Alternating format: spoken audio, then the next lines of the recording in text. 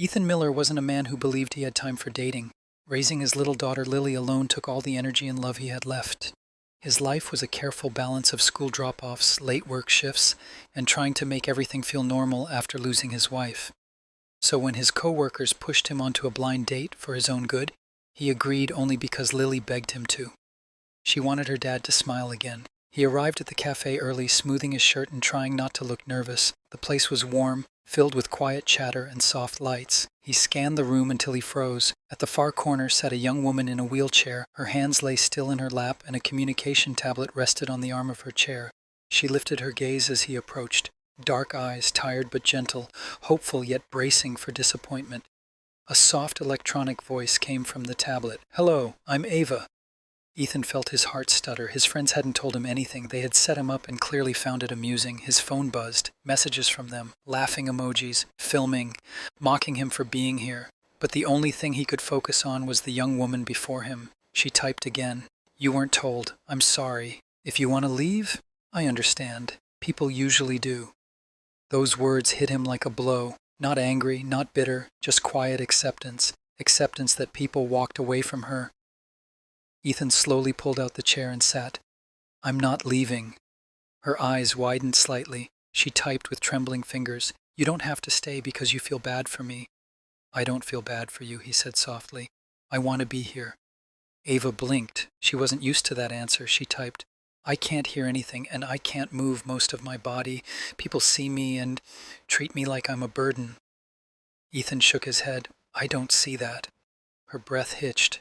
She drew a small, shaky smile before continuing to type. "I only agreed to this because I wanted to feel normal for one evening. Not laughed at, not stared at. Just normal." Ethan felt something twist in his chest. How many times had she sat across from someone who couldn't look her in the eyes? How many times had she been abandoned? He reached forward, offering his hand. Slowly, cautiously, she touched it with her cold fingers. The contact was small, but it felt like a mountain moved. Just then a shadow approached. Ethan recognized the smirk before he saw the face. His coworker, holding up a phone, recording. "So this is your date?" He laughed. Ava's eyes dropped, her fingers pulled back from Ethan's hand. Her whole body tensed, a silent flinch. Ethan stood, his voice low but unshakable. "Delete the video." The coworker scoffed. "Relax, it's just a joke." "Delete it," Ethan demanded. The seriousness in his tone made the man stumble. After a moment he tapped on his phone and erased the video before walking off with a muttered insult. Ava looked at Ethan, stunned. Her tablet's voice broke softly. "You defended me." "You deserve to be defended," he replied. She typed slowly, as if afraid of her own words. "Most people don't think I'm worth standing up for." Ethan leaned closer. "Then they're wrong." Her eyes shimmered with tears. She typed again, hesitant. "You're different. I'm just treating you the way anyone should." "No," she typed. "You're treating me like a person." Ethan swallowed hard. "Because you are." Silence stretched, but it wasn't uncomfortable. It was full of something warm, something aching, something human. Then Ava typed something that made Ethan's throat tighten. "I'm scared to hope. Every time I hope. Someone hurts me." He took her hand again gently. "Then I'll hope for both of us." Her breath shook. Her eyes filled.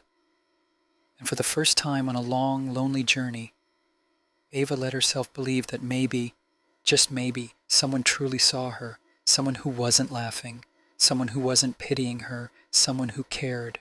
As the cafe lights dimmed and the evening softened around them, Ava typed one last message. "Thank you for staying." Ethan smiled. "I'm not going anywhere." And neither of them realized it yet, but this single unexpected evening would change everything about the lives they knew. The next morning, Ethan woke up still thinking about Ava, the girl who couldn't speak with her voice, yet somehow spoke louder than anyone he had met in years. He kept replaying the moment she typed, "I'm scared to hope." Those words had stayed with him all night. By noon, he found himself standing outside her therapy center with 2 cups of coffee. He had texted her earlier, asking if she would mind seeing him again. She took 10 minutes to reply, probably worrying he didn't mean it. But she had said yes. When she saw him waiting, her eyes widened in surprise. He offered the warm cup. I remembered what you said yesterday. You like vanilla. Ava typed quickly, her hands shaking just a little. No one ever remembers what I like. Ethan smiled. I do. They sat near the courtyard, sunlight falling over her gently, the wind lifting strands of her hair. She typed slowly, carefully. I thought you wouldn't come. Most people say nice things to me, then disappear. He shook his head. I don't disappear. Ava looked down at her hands, her voice tablet silent. She typed, I couldn't sleep last night. I kept thinking you only stayed because you felt sorry. Ethan leaned forward. Ava, yesterday wasn't pity. It was connection. She froze, hands midair. She typed again, hesitant. Why? He exhaled. Because you're brave. Because you're stronger than you think. Because I like spending time with you. A soft breath escaped her lips. A tremor ran across her face. Shock, hope, fear all mixing at once. Then she typed something that made his chest ache. No man has ever said he liked spending time with me. Not genuinely. He wanted to tell her she deserved the world, but he didn't want to overwhelm her. Instead he said, well, I do. A therapist called her inside for a session, and he waited outside for nearly an hour. When she returned, she looked exhausted, physically and emotionally drained. He could see how hard she worked just to move her hands, her arms, her shoulders. He stood immediately. Let me help. He adjusted her blanket, steadied her chair, gently tucked a strand of hair behind her ear. She startled. She wasn't used to being cared for so naturally. Ava typed slowly. You don't flinch around me. Why would I? He asked softly. Most people flinch, or act scared, or talk to me like I'm a child. She typed. Ethan squatted down to her level, looking into her eyes. Ava, I'm not scared of you. I'm scared of hurting you. I'm scared of saying something wrong. I'm scared because you matter. Her breath caught. Her next message came slower, trembling. Why do you care so much? He opened his mouth to answer, but didn't get the chance. A man stormed toward them from the parking lot, shouting her name. Ava stiffened. Ethan saw fear flash across her face just before the man grabbed the armrest of her wheelchair. You blocked my number again? He snapped. Ava shrank into her seat, her shaking hands typing frantically. Please stop. Ethan stepped forward instantly. Let go of her. The man glared. Who are you? The guy who's telling you to back off. She's my fiancée, the man barked. Ava's eyes filled with panic. She typed rapidly, the synthetic voice trembling through the speaker. No, I broke it off. The man leaned closer, jaw clenched. You think anyone else will want you? You think someone will actually stay with you? Ethan's blood ran cold. He moved between them. You need to leave. Now!